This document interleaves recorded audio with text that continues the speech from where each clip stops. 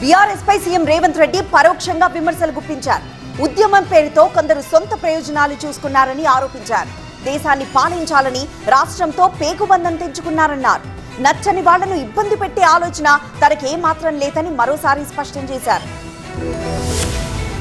ఉద్యమకారులమని చెప్పుకునే వాళ్ళకు టీవీలు వచ్చినాయి, పేపర్లు వచ్చినాయి, ఫామ్ హౌస్లు వచ్చినాయి, వేల కోట్ల పెట్టుబడులు వచ్చినాయి. అయినా మేము ఉద్యమకారులమని చెప్పుకుంటూ ఉంటాం. ఈ రెండింటికున్న అంతరం ఏందో అందశ్రీ గారే చెప్పాలి. నాకైతే అర్థం కాలే ఇప్పటివరకు.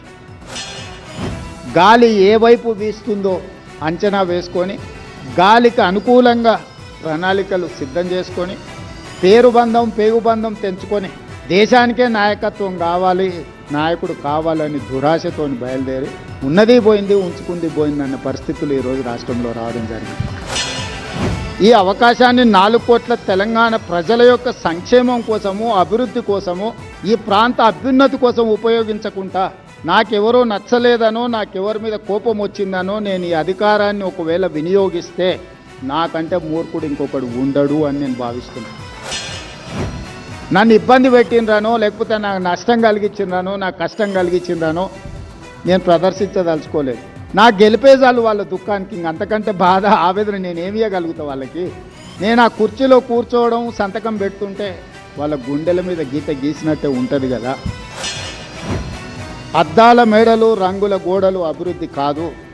సంక్షేమము, అభివృద్ధి చివరి పేదవాడికి చేరినప్పుడే అది విజయమని ఈరోజు కొద్దిమంది అద్దాల మేడలు, రంగుల గోడలు చూపించి ఇదే తెలంగాణ నమూనా, ఇదే తెలంగాణ అభివృద్ధి అని చెప్తుండ్రు.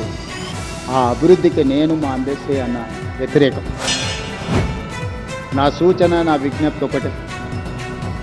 నేను మీకంటే గొప్పవాడిని ఏం కాదు, మీకంటే పెద్దవాడిని ఏం కాదు. మీలో ఒకటిని. నాకు ఈ అవకాశం వచ్చింది. ఈ అవకాశం ఎంతకాలం నా చేతిలో ఉంటే అంతకాలం పేదవాళ్ళ కోసం ఉపయోగిస్తా తప్పితే నా వ్యక్తిగత ప్రయోజనానికి నేను వాడను. అది 5 ఏళ్ళ 10 ఏళ్ళ నాకు తెలీదు.